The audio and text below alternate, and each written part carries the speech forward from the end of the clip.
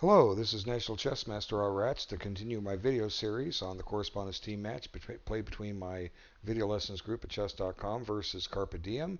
This game was played on board 106, low 1700s versus low 1600s thereabouts. Let's have a look at the games. Okay, somebody else has adopted my star system, the universal approach to any opening, but doesn't quite play it exactly as I would, but that's okay. Uh, Now here the system will call for e5 at some point, uh, and now is as good as any, but he doesn't. Goes ahead and decides to opts to castle queenside right now and invite both sides to attack the other king. And that's what white starts. He starts his attack, and then now black strikes back in the center. And now both sides are going to blunder. We have a double blunder here. Queen a4 threatening a pawn. And I guess black just didn't look carefully at the position, but he stops and guards the pawn with king b8. But there's nothing wrong with a pawn fork. This is going to win a piece. Okay, let white have the pawn. What's so what? You got a piece. Bang. Or you want to have the knight instead? It's there for the taking. Take your pick. And white gets a nuisance check, and that's all he gets. Okay, and black's up a piece. Anyway, he didn't do it, so king b8. But now it's white that's going to end up with the exposed king here as the center opens up. Suddenly, black has a lot of potential attacking chances. Right now, there's a tempo to be had on the bishop on d3, so it saves itself. But black immediately starts his attack, and the white attack isn't going. Even though this rook isn't developed, it technically now is because black's running a kingside attack. This rook is developed. White has three pieces that aren't helping. These need to be helping white attack on the queen side, but it's not to be. That just hangs a pawn and attacks the rook, and here comes the attack. Now white hangs a pawn with check. Whoops. White's apparently not taking time on his moves. These things wouldn't happen if you were taking your time. And now pretty certain black has a forced mate in 4 moves. You're welcome to try to solve it on your own. Pause the video. Okay, you're back. Did you find it? I hope you did. Here it comes. Check. Now there's one legal move, so that's easy to see when there's one legal move. Now, just if it's a forced mate, what do? You keep checking, usually. Not always, but usually. There's your next check. Okay. One legal move. One legal move. And there's your mate. So, unfortunately, there wasn't too much to this game because white didn't develop his queen side, and the position opened up. Let's just look back at that position when it opened up with e5. This is straight out of the opening. There's no rule making white take this. Let black take. Maintain a pawn on d4. Okay. Develop something instead. Okay. Why not, if you're going to attack on the queen side? Hey, play a4. Okay. That gives you a little bit more room to maneuver on the queen side.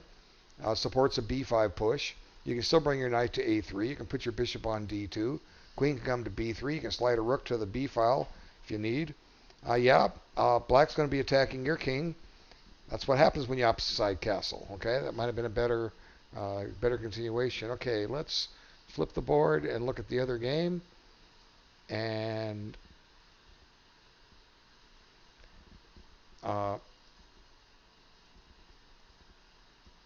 Yakimych is white. That's our man. And black seems to be a Stonewall Dutch player. He was doing that in the other game. I might have taken with the queen to preserve a better square for the knight, but this works out if you're trying to get into the e5 square. The game is relatively even. Okay, here I think strategically black is making a mistake. He's pretty much going to be giving e5 up very easily. Make white earn it. Okay, just continue with the Stonewall, and bring your knight to e7. Do the things you're supposed to do in a Stonewall. Okay. you know, well, that goes this way. Get your pawns rolling. Follow through the normal plan because this game is going to turn south on black really quick here. Uh, Now white's getting activity on the queen side, and here's black not developing his queen side again. And white's got it just about everything developed now, and black doesn't. And this doesn't really help um, get the, unless, get any kind of a king side attack going. And this knight was supposed to remain on f6 to support that. The queen, the thematic things are the queen comes here and here. If you're playing the Dutch Stonewall, you need to know these things. You don't go create your own plan. You're weak on the queen side. White's strong there. You don't want to be playing on the queen side. And now I guess black wants to develop his bishop, but he doesn't want to lose his b pawn, so he plays here. And now black just goes bonkers. He could, if he wanted to play b5, he could have done that last move. But even though it gains a tempo, he's just created a weakness on c6. That didn't exist until black allowed this. Okay. Every time you move a pawn, not only look at what it does, but look at what it doesn't. It doesn't protect c6 anymore. Okay.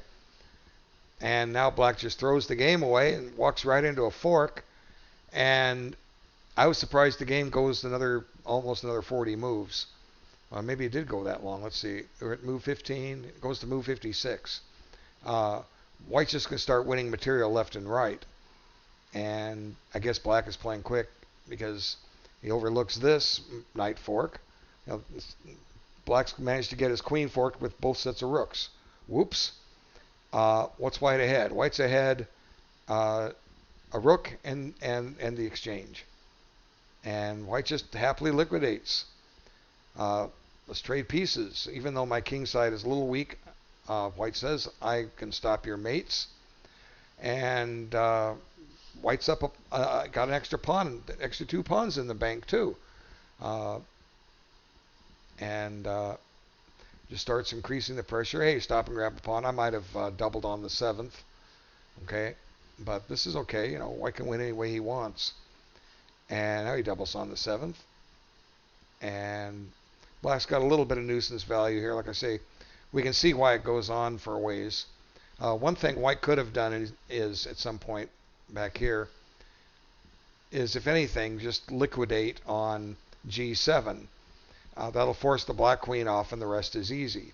In effect, that's what's going to happen. White manages to bungle some of his pawns and finally says, oh heck, I'll just do that anyway. There goes one pawn. There goes another. And now at this point, white has had enough. He says, let's just trade down to an ending that I know I'm going to win. He had the luxury to do this. But he's lost his d4 and his b2 pawn. But really the game is hopeless. Black has no hope. Black could win this game against Magnus Carlsen if he had white. Okay, it's that simple. And yet black manages to be a nuisance. Now white set his pawns on the king side where black can never attack them, and just starts activating the king, chases the bishop out. Now time to redeploy the rook. Now it's aggressive. More pawns are falling. And now it's just time to use that passed pawn, he says. I'm going to get it going. March it right up the board. And black stops it from advancing any further, but the price of his e-pawn. So, all those pawns white lost, delaying, trading down to this ending, don't matter. He's winning them all back with interest. And there goes the pawn. He's ready to run. And black decided at this point that further resistance was futile and resigned. If bishop a8, white can win this any way he wants. E4, followed by marching those pawns up the board. So there wasn't really too much to this game. After d takes c4, see, d takes c4, surrender the center. Let's just look at what happens. Okay, now white's going to get e5. Okay, fine, that's what he does. We'll play here, and now this. Now we'll go here, and let's see, let's develop the queen, and let's develop the rook. and play this move. And whatever, it's not a forced plan, but for what it's worth, black is following one of the lines that you do in the Stonewall Dutch. And certainly black's game is a lot safer here. He didn't weaken his queen side. He didn't develop his queen side either, but at least it's not falling apart like it did in the real game, right? So if you're going to play book openings, you got to learn a little bit about them. Uh, there's tons of games available. Databases will give you complete games. You can get free online Google free online chess databases. And I mentioned these before in some of these other videos. All you need to do in some of these cases is register a username and an email, and boom, they're all yours. Okay? Thanks so much for your time, folks. Take care.